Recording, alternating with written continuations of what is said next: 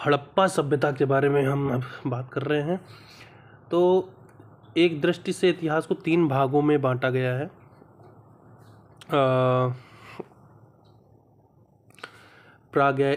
प्रागैतिहासिक, आद्य ऐतिहासिक और ऐतिहासिक।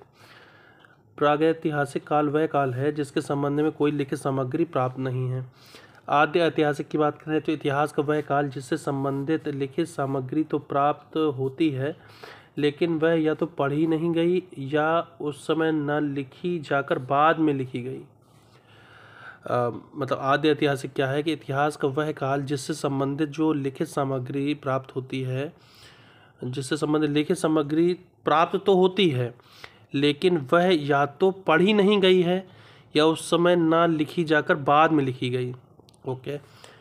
सैंधव सभ्यता को आद्य इतिहास से इसलिए संबंधित किया जाता है, सैंधव सभ्यता को आद्य इतिहास से इसलिए संबंधित किया जाता है क्योंकि उसकी लिपि अभी तक पढ़ी नहीं जा सकी। एवं वैदिक काल को आद्य इतिहास के अंतर्गत रखा जाता है क्योंकि वेदों का संकलन वैदिक काल यानी कि 1500 ईसा पूर्व से 600 ईसा पूर्व जो वैदिक काल है उसमें ना होकर बाद में यानी 400 ईसा पूर्व में उसका संकलन हुआ, इसलिए उसको आद्य ऐतिहासिक कहते हैं। और ऐतिहासिक का मतलब क्या है? इतिहास का वह काल जिससे संबंधित लिखित सामग्री प्राप्त होती है एवं उसे पढ़ा भी जा सकता है। भारत में यह काल 6ठी शताब्दी ईसा पूर्व से प्रारंभ होता है। 6ठी शताब्दी ईसा पूर्व से हम इतिहास का काल को मतलब जो है स्टार्ट माना जाता है। सबसे पहले हीरानंद शास्त्री ने हड़प्पा की बौद्ध स्थल से परे किसी पहचान की पुष्टि करी। भारतीय पुरातत्व विभाग के महानिदेशक सर जॉन मार्शल के निर्देश पर 1921 में दयाराम साहनी ने वर्तमान पाकिस्तान के पंजाब प्रांत के साहिवाल, पूर्व में मांटगोमरी जिले में रावी नदी के बाएं तट पर स्थित हड़प्पा के टीले का पुनरान्वेषण किया कि यह एक अत्यंत प्राचीन सभ्यता थी। दयाराम साहनी साहिवाल, पूर्व में मांटगोमरी जिले में रावी नदी के बाएं तट पर। तो ये सब नाम याद रखने हैं। सन जॉन मार्शल के निर्देश पर 1921 में दयाराम साहनी ने वर्तमान पाकिस्तान के पंजाब प्रांत के साहिवाल, पूर्व में मांटगोमरी जिले में रावी के नदी के बाएं तट पर स्थित हड़प्पा के टीले का पुनरान्वेषण किया कि यह एक अत्यंत प्राचीन सभ्यता थी। वर्ष 1922 में राखलदास बनर्जी ने सिंध प्रांत के लरकाना जिले में सिंधु नदी के दाएं तट, वहाँ था रावी नदी के बाएं तट, यहाँ सिंधु नदी के दाएं तट पर मोहनजोदड़ो के टीलों का पता लगाया। दयाराम साहनी तथा राखलदास बनर्जी के प्रतिवेदनों के फलस्वरूप भारतीय पुरातत्व सर्वेक्षण विभाग के महानिदेशक सर जॉन मार्शल का ध्यान सर्वप्रथम हड़प्पा सभ्यता के महत्व की ओर आकृष्ट हुआ। अब कुछ और बात कर रहे हैं। सर्वप्रथम चार्ल्स मेसन ने 1826 ईस्वी में हड़प्पा के टीलों के बारे में लिखा था। 1826 में सबसे पहले लिखा था चार्ल्स मेसन ने। जो चार्ल्स मेसन है 1800 से 1853 ईस्वी ब्रिटिश सैनिक व खोजकर्ता जेम्स लेविस का छद्म नाम था। अच्छा, जेम्स लेविस का नाम था चार्ल्स मेसन। सिकंदर के आक्रमण संबंधी स्थानों की पहचान करने के प्रयास में उसने अनायास ही हड़प्पा की खोज की थी। अच्छा, सिकंदर के हड़प्पा आक्रमण के संबंधी स्थानों की खोज करने के लिए पहुंचा, जहां पे अनायास ही लिखा हुआ है कि मतलब इसके बारे में जाना, इसके बारे में खोज करी। 1850 के दशक में हड़प्पा की ईंटों का प्रयोग मुल्तान और लाहौर के मध्य 160 किलोमीटर लंबी रेलवे लाइन बिछाने में किया गया। इसी क्रम में सर जॉन विलियम ब्रंटन को हड़प्पा के टीलों से कुछ प्राचीन वस्तुएं प्राप्त हुईं। किसको प्राप्त हुई? सर जॉन विलियम ब्रंटन को। जब ये रेलवे लाइन बिछा रहे थे 1850 से मुल्तान और लाहौर के बीच में 160 किलोमीटर लंबी, तब सर जॉन विलियम ब्रंटन को हड़प्पा के टीलों से कुछ प्राचीन वस्तुएं प्राप्त हुईं, जिसे उन्होंने भारतीय पुरातत्व सर्वेक्षण विभाग के सर्वेक्षक जनरल अलेक्जेंडर कनिंघम के पास भेजा। कनिंघम ने 1853 तथा 1856 में हड़प्पा का दौरा किया, किंतु वह हड़प्पा के महत्व को जान ही न सका।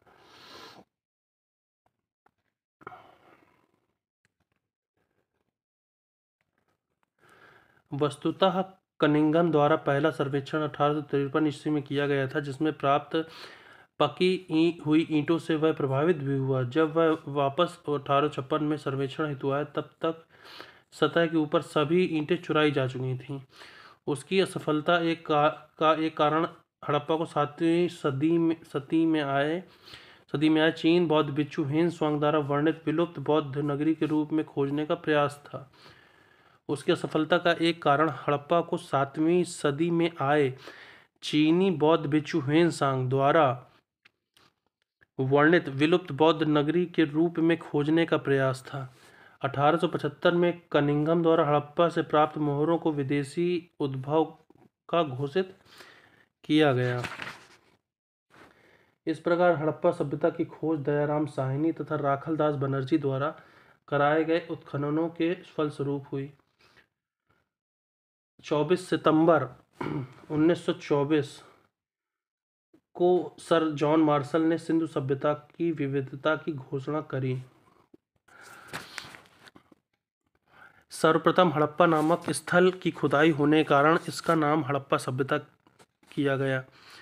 प्रारंभ में सभ्यता के अवशेष सिंधु घाटी में मिलने के कारण मार्शल द्वारा सिंधु घाटी सभ्यता का नाम दिया गया। संस्कृति का नामकरण उस पुरास्थल के आधार पर भी करने की परंपरा रही है जहाँ से वह पहली बार जानी गई हो। ऐसे स्थलों को प्रकार स्थल या टाइप साइट कहा जाता है। चूँकि इस सभ्यता के पुरावशेष प्रथम हड़प्पा में पाए गए, अतः इसे हड़प्पा सभ्यता कहा गया। स्वतंत्रता पश्चात भारतीय पुरातत्व सर्वेक्षण द्वारा भी प्रकार स्थल यानी कि टाइप साइट के आधार पर हड़प्पा सभ्यता नाम अपनाया गया। इस संस्कृति की अधिकांश बस्तियां लुप्त सरस्वती एवं उसकी सहायक नदियों के क्षेत्र में स्थित थीं। इस प्रकार इसलिए कई विद्वान इसे सिंधु सरस्वती सभ्यता या सरस्वती सभ्यता की संज्ञा देना भी पसंद करते हैं। हड़प्पा संस्कृति का उदय ताम्र पाषाणिक पृष्ठभूमि पर हुआ, जहां पत्थर तथा तांबे का उपयोग साथ साथ ही दिखाई देता है। इसकी प्रारंभिक अवस्था को ताम्र पाषाणिक एवं विकसित अवस्था को कांस्य युगीन सभ्यता कहते हैं। प्रारंभिक अवस्था कहलाती है इसकी ताम्र पाषाणिक और विकसित अवस्था को कहते हैं कांस्य युगीन सभ्यता। स्रोत के बारे में बात कर लेते हैं। मात्र पुरातात्विक स्रोतों से ही हड़प्पा सभ्यता के संबंध में जानकारी मिलती है। विस्तार 1947 में हड़प्पा सभ्यता से संबंधित 40 बस्तियां ही ज्ञात थीं। वर्तमान में भारतवर्ष, पाकिस्तान, अफगानिस्तान में 1400 से ज़्यादा हड़प्पा बस्तियां प्रकाश में आ चुकी हैं। इसमें से 925 बस्तियां भारत में, 475 पाकिस्तान एवं अफगानिस्तान में स्थित हैं। उपेंद्र सिंह के अनुसार हड़प्पा सभ्यता से जुड़े 1022 स्थलों की जानकारी प्राप्त है, जिसमें से 406 पाकिस्तान, 616 हिंदुस्तान में हैं। इनमें से 97 स्थलों का उत्खनन कार्य संपन्न किया जा चुका है। पाउसेल द्वारा 1056 विकसित हड़प्पा स्थलों की जानकारी दी गई है, जिसमें से 96 स्थलों का उत्खनन हुआ है। इस तरह अलग अलग मत हैं।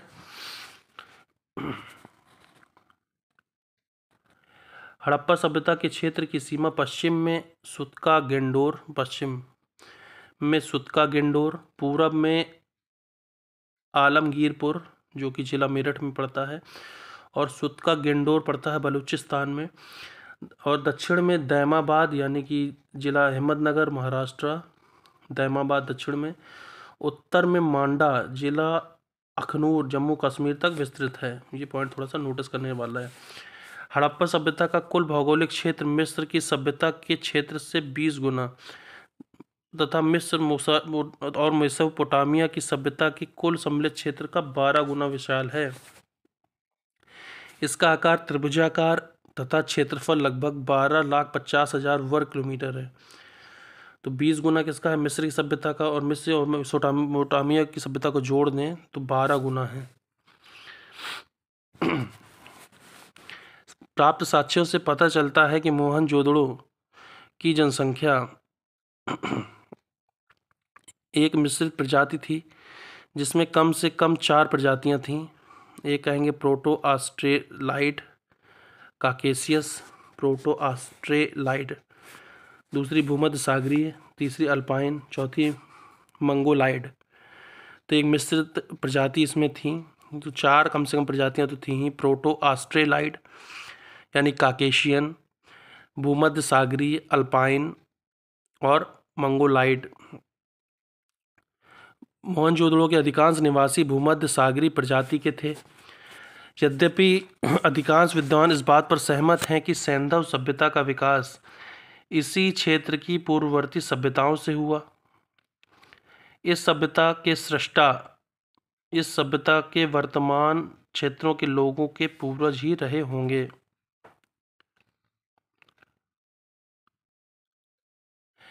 अब विभिन्न संस्थापकों के जो मत हैं, जो सिंधु सभ्यता के जो संस्थापकों के संबंध में जो विभिन्न विद्वानों के मत हैं वो इस प्रकार हैं। जैसे विद्वान लक्ष्मण स्वरूप और रामचंद्र आर्यों को सिंधु सभ्यता का निर्माता मानते हैं। गार्डन चाइल्ड एवं मार्टिमर व्हीलर सुमेरियन को मानते हैं कि सिंधु सभ्यता के निर्माता थे। राखल दास बनर्जी हैं, वो ड्रेविड को मानते हैं कि जो है सिंधु सभ्यता के निर्माता हैं। अब कुछ साइट के बारे में बात करेंगे। तो वो साइट कहाँ स्थित है इसके बारे में बात करेंगे। जैसे हड़प्पा की बात करें तो रावी नदी के बारे में मतलब पास में स्थित है और इसकी खोज का वर्ष 1921 में पता चला। दयाराम साहनी तथा माधोस रूप वत्स इन्होंने संयुक्त मत रूप से इसकी खोज करी। वर्तमान स्थिति इसके पंजाब प्रांत साहिवाल, पूर्व में मांटगोमरी ये स्थान है इस समय। मोहनजोदड़ो की बात करें तो सिंधु नदी के किनारे। राखल दास बनर्जी ने 1922 में इसकी खोज करी। ये लरकाना जिला पाकिस्तान में स्थित है। चन्हूदड़ो ये सिंधु नदी 1931 में करी नानी गोपाल मजूमदार ने। ये सिंध प्रांत पाकिस्तान में स्थित है। फिर है काली बंगा, ये घग्गर नदी के पास 1952 में इसकी खोज हुई। ये है काली बंगा जो एरिया है वो पड़ेगा वर्तमान स्थिति हनुमानगढ़ जिला राजस्थान। इसके बाद है कोट दीजी सिंधु नदी 1953 में इसकी खोज हुई। फजल अहमद ने इसकी खोज करी। कोट दीजी सिंधु नदी किनारे। काली बंगा की बात करें तो घग्गर है और कोट दीजी है सिंधु नदी किनारे। इसका जो वर्तमान क्षेत्र है वो सिंध प्रांत खैरपुर पाकिस्तान में है। फिर रंगपुर की बात करें तो रंगपुर भादर नदी किनारे। रोपड़ है सतलज नदी किनारे, रोपड़ पंजाब में पड़ता है। और रंगपुर की बात करें तो कठियावाड़ क्षेत्र गुजरात में पड़ता है। लोथल की बात करें तो लोथल है भोगोवा नदी के किनारे। आलमगीरपुर हिंडन नदी के किनारे। बनावली है रंगोई नाला। धौलावीरा बहुत नाम आता। धौलावीरा है मनसर व मनहर नाला। धौलावीरा की बात करें तो कच्छ राजस्थान में है। मांडा जो है ये भी एक साइट है, ये चिनाब नदी के किनारे है। अखनूर जिला जम्मू कश्मीर में है इस समय। ये अखनूर ज़िले में जम्मू कश्मीर में है मांडा यानी चिनाब नदी किनारे। दैमाबाद प्रवरा नदी किनारे। सुतका गेंडोर ये दास का नदी किनारे। भगवानपुर सरस्वती नदी किनारे। तो ये सब साइट हैं। 15 साइट यहाँ पे इसमें शायद बुक में है। 15 की 15 मैंने पढ़ दी। रिपीट करते हैं एक बार। हड़प्पा है रावी नदी के किनारे। हड़प्पा रावी नदी 1921 में खोज हुई थी दयाराम साहनी माधो स्वरूप वत्स ने। मोहनजोदड़ो सिंधु नदी के किनारे। चन्हूदड़ो सिंधु नदी के किनारे। कालीबंगा घग्गर कोट दीजी सिंधु रंगपुर भादर रोपड़ सतलज, रोपड़ सतलज, रोपड़ सतलज। लोथल भुगवा, लोथल भुगवा, लोथल भुगवा, लोथल भुगवा, लोथल भुगवा। लोथल वाला एरिया अहमदाबाद गुजरात में है ये। आलमगीरपुर हिंडन, आलमगीरपुर हिंडन, आलमगीरपुर हिंडन, आलमगीरपुर हिंडन, यह मेरठ में। बनावली रंगोई नाला, बनावली रंगोई नाला, बनावली रंगोई नाला, बनावली रंगोई नाला, ये फतेहाबाद हरियाणा में है। धौलावीरा, मनसर व मनहर नाला, मनसर व मनहर नाला, ये कच्छ गुजरात में है। मांडा चिनाब, मांडा चिनाब, मांडा चिनाब। दैमाबाद प्रवरा, दैमाबाद प्रवरा, दैमाबाद प्रवरा, प्रवरा यानी अहमदनगर महाराष्ट्र की बात हो रही है। सुतांग गेंडोर दास्क, सुदांग गेंडोर दास्क। भगवानपुर सरस्वती, भगवानपुर सरस्वती, भगवानपुर सरस्वती। अब हम बात करेंगे इसके कुछ क्वेश्चंस की कि क्वेश्चन ये पेपर में आए कैसे हैं इसके बारे में। क्वेश्चन पूछा गया है कि निम्नलिखित में से किस पुरातत्व विज्ञ ने पूर्व हड़प्पा संस्कृति एवं परिपक्व हड़प्पा संस्कृति के बीच समानताओं को सर्वप्रथम अभिज्ञात किया। आंसर है इसका अमलानंद घोष। तो ये तो यार देखना पड़ेगा। पुरातात्विक संग्रहों की शुरुआत प्रसिद्ध पुरातत्वविद सर हेनरी तथा जॉन मार्शल ने की। सर्वप्रथम पूर्व हड़प्पा संस्कृति एवं परिपक्व हड़प्पा संस्कृति के बीच की समानताओं की पहचान अमलानंद घोष ने की। जो दो पूर्व हड़प्पा संस्कृति और परिपक्व हड़प्पा संस्कृति के जो बीच की समानताओं की पहचान अमलानंद घोष ने की। सर्वप्रथम 1952 में अमलानंद घोष ने कालीबंगा की खोज की। कालीबंगा,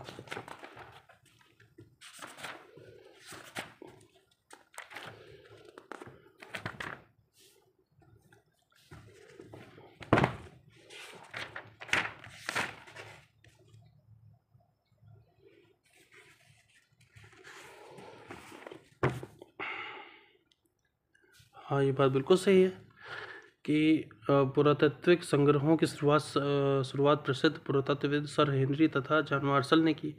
सर्वप्रथम पूर्व हड़प्पा संस्कृति और परिपक्व हड़प्पा संस्कृति के बीच की समानताओं की पहचान अमलानंद घोष ने की। और जो कालीबंगा साइट है जो आपकी इधर चौथे नंबर पे है, घग्गर नदी के किनारे, 1952 में जो खोज की अमलानंद घोष ने ही इसकी खोज की थी।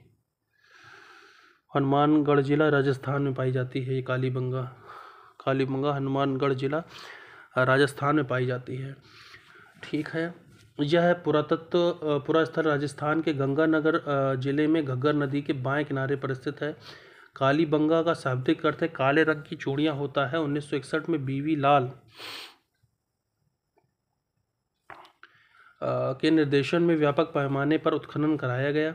कालीबंगा प्रारंभिक प्राक हड़प्पा स्थल है जहां से दुर्गीकरण के साक्ष्य प्राप्त हुए हैं।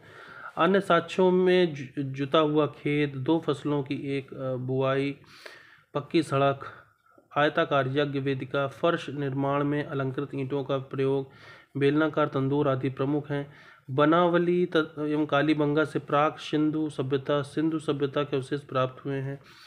बनावली का निम्नतम जमाव प्राक हड़प्पा ग्राम संस्कृति से संबंधित है। अगला क्वेश्चन है निम्नलिखित में से किस प्रारंभिक हड़प्पाई स्थल से दुर्गीकरण के साक्ष्य मिले हैं। Which of the following early Harappan site provide evidence of fortification. दुर्गीकरण के साक्ष्य कहाँ मिले हैं? तो ये मिले हैं कालीबंगन में। अब कालीबंगन को पढ़ ही लेते हैं, जब इतना इम्पोर्टेंट है कालीबंगा या कालीबंगन तो उसको थोड़ा देख ही लेते हैं।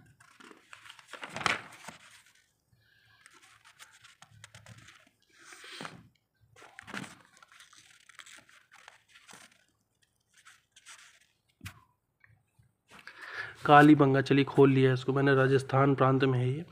राजस्थान के हनुमानगढ़ जिले में घग्गर नदी प्राचीन सरस्वती के बाएं तट पर स्थित है। 1960 से 1969 के मध्य ब्रजबासी लाल, बीबी लाल तथा बीके थापर ने इसका उत्खनन कराया। यहाँ पर पश्चिम दिशा में स्थित दुर्ग वाले टीले पर सैंधव सभ्यता के नीचे प्राक सैंधव संस्कृति के पुरावशेष प्राप्त हुए हैं। मोहनजोदड़ो एवं हड़प्पा के समान यहाँ से 2 टीले मिले हैं जो सुरक्षा दीवारों से घिरे हैं। मोहनजोदड़ो एवं हड़प्पा के समान यहाँ से 2 टीले मिले हैं जो सुरक्षा दीवारों से घिरे हैं। पूर्व की ओर स्थित टीला बड़ा, पश्चिम की ओर स्थित टीला छोटा था। पश्चिमी टीले को कालीबंगा प्रथम नाम दिया गया है। मोहनजोदड़ो के भवन पक्की ईंटों के बने थे, जबकि कालीबंगा के भवन जो है कच्ची ईंटों से बने थे। पक्की ईंटों का प्रयोग केवल नालियों, कुओं, स्नानागार बनाने में ही किया गया है। अब अन्य प्रमुख साक्ष्य कौन कौन से उत्खनन में, जैसे हल से जुते हुए खेत, एक साथ 2 फसल यानी चना के साथ सरसों बोए जाने के साक्ष्य, अग्नि वेदियाँ या हवन कुंड, काले रंग की मिट्टी की चूड़ियाँ, भूकंप आने के प्राचीन साक्ष्य, मेसोपोटामिया की बेलनाकार मोहरें, लकड़ी की नालियों के साक्ष्य, कपड़े में लिपटा हुआ उस्तरा, मिट्टी के संग, जौ की खेती, दीवारों में पलस्तर, एक सिंग वाले देवता का अंकन। यहाँ से तंदूरी चूल्हों के साक्ष्य भी मिलते हैं। तो ये सब जो है कालीबंगा के बारे में है। ठीक है, तो दुर्गीकरण के साक्ष्य जैसे मैंने आपको बताया। तो क्वेश्चन था कि इसमें से कहाँ मिलते हैं, जैसे ऑप्शन में कोट दीजी था, कालीबंगन था, रोपड़ था। कोट दीजी और रोपड़ दोनों थे, तो कालीबंगन में मिलते हैं, इसमें कोई दो राय नहीं है।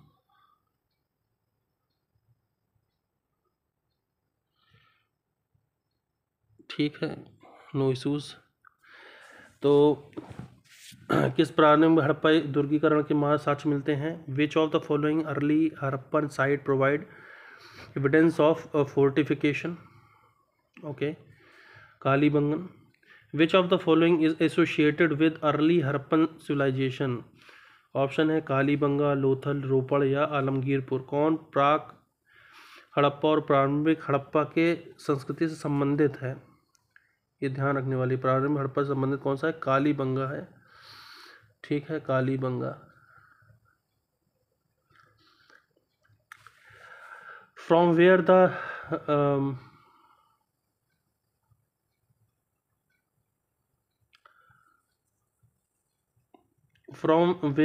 the remains of pre-Indus civilization and Indus civilization are found? प्राक सिंधु सभ्यता और सिंधु सभ्यता के अवशेष कहाँ से प्राप्त होते हैं? तो इसका आंसर फिर वही आ जाएगा,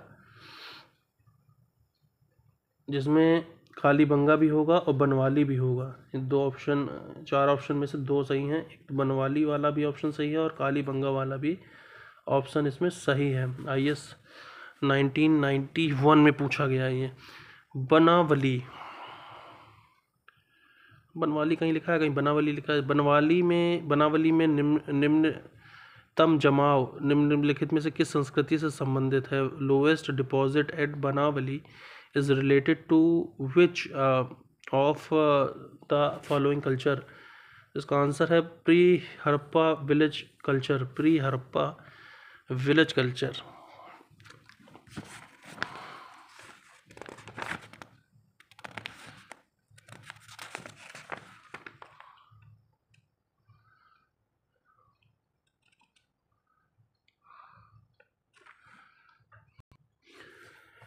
हड़प्पा जो संस्कृति है वो का उद्भव भारतीय उपमहाद्वीप के पश्चिमोत्तर क्षेत्र में हुआ था, जो वर्तमान में भारत, पाकिस्तान तथा अफगानिस्तान के कुछ क्षेत्रों में अवस्थित है।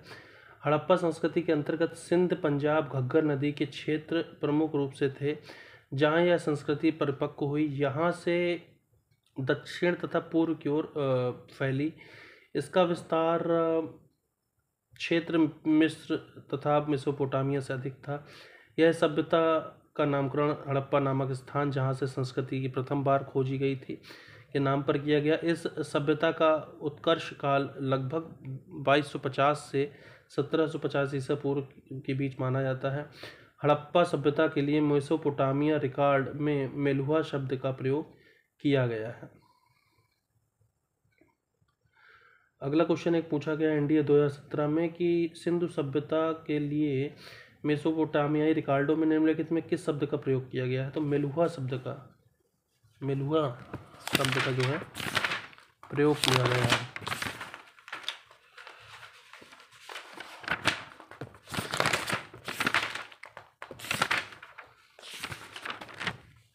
हड़प्पा सभ्यता का उत्कर्ष काल कब माना जाता है? तो मैंने आपको बताया कि 2250 से लेकर 1750 के बीच में। हड़प्पा संस्कृति की जानकारी का प्रमुख स्रोत क्या है? तो पुरातात्विक खुदाई यानी आर्कियोलॉजिकल एक्सकवेशन है। First attention was drawn towards the huge mounds of Harappa. Harappa के विशाल टीलों की ओर सर्वप्रथम ध्यान आकृष्ट किसने किया था? चार्ल्स मेनन ने किया था। विशाल टीलों की ओर जो ध्यान आकृष्ट किया था चार्ल्स मेनन ने किया था। एक क्वेश्चन आया MPPCS में। सिंधु सभ्यता की खोज जो है, दो भारतीयों का नाम जोड़ा, वो नाम कौन से हैं? एक ये क्वेश्चन आया 2003 में, राखालदास बनर्जी और Dayaram Sahni. Indus civilization associated with pre historic period, proto historic age, historic है या पोस्ट हिस्टोरिक एज है? तो इसका आंसर है आपका आद्य ऐतिहासिक युग, प्रोटो हिस्टोरिक एज। इतिहास का विभाजन प्रागैतिहासिक, आद्य ऐतिहासिक, ऐतिहासिक 3 कालों में माना जाता है। ठीक है, तो वही क्वेश्चन यहाँ पे घुमा फिरा के पूछा भी है। प्रागैतिहासिक काल से तात्पर्य उस काल से जिसका कोई लिखित साक्ष्य नहीं है। ठीक है, आद्य ऐतिहासिक वह है जिसमें लिपि के साक्ष्य तो हैं किंतु अपठ्य एवं दुर्बोध्य होने के कारण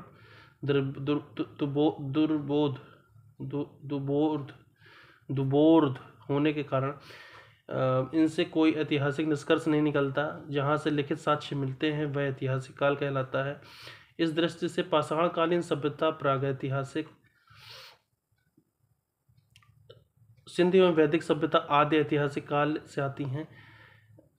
ईसा पूर्व 6वीं शताब्दी से ऐतिहासिक काल माना जाता है। 6वीं शताब्दी ईसा पूर्व से माना जाता है ऐतिहासिक काल। हड़प्पा सभ्यता सिंधु घाटी सभ्यता से संबंधित है, जो भारत में प्रथम नगरीय सभ्यता थी। सिंधु सभ्यता शब्द का प्रयोग मॉर्टिमर व्हीलर ने किया तथा व्हीलर तथा पिगट के अनुसार सिंधु सभ्यता की तिथि 2500 से 1500 थी। अब यही क्वेश्चन पूछा गया 2500 से 1500। अब पूछ लेगा कि मॉर्टिमर व्हीलर के द्वारा, तो भाई ये भी क्वेश्चन पूछे जा रहे हैं। सबसे बड़ी बात तो ये है कि इसको रटना पड़ेगा आपको।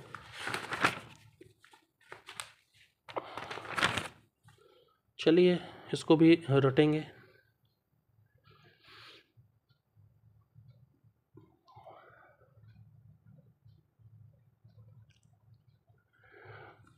तो ठीक है, निम्न, तो इसका आंसर क्या हो गया? इसका आंसर हो गया आद्य ऐतिहासिक युग, प्रोटो हिस्टोरिक पीरियड।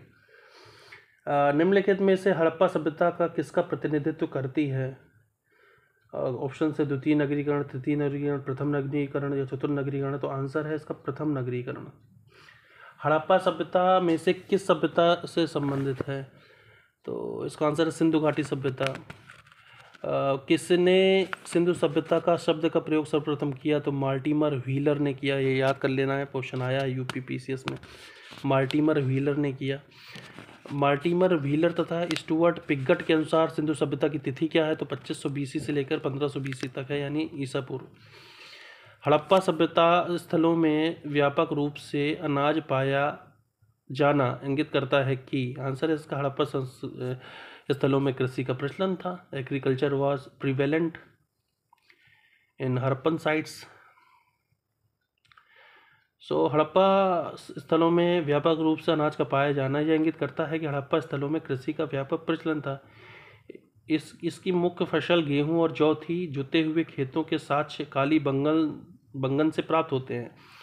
जुते हुए खेतों के साक्ष्य काली बंगन से प्राप्त होते हैं। रंगपुर तथा लोथल से चावल के दाने मिलते हैं। रंगपुर तथा लोथल से चावल के दाने मिलते हैं। अनाज के कारण ही मोहनजोदड़ो से प्राप्त अन्नागार व सिंधु सभ्यता की सबसे बड़ी इमारत थी। अनाज के कारण ही मोहनजोदड़ो से प्राप्त अन्नागार सिंधु सभ्यता की सबसे बड़ी इमारत थी। हड़प्पा में राजकीय नियंत्रण के कारण उनके दस्तकारी में एक रूपता प्रदर्शित होता है जो संभवतः धर्मतंत्री एकात्मक थी। ठीक है, हड़प्पा में जो राजकीय नियंत्रण के कारण उसके दस्तकारी में एक रूपता दिखती है जो संभवतः धर्मतंत्री थी और एकात्मक थी। हड़प्पा रावी नदी के तट पर पाकिस्तान में है, जिसका उत्खनन 1921 में हुआ था।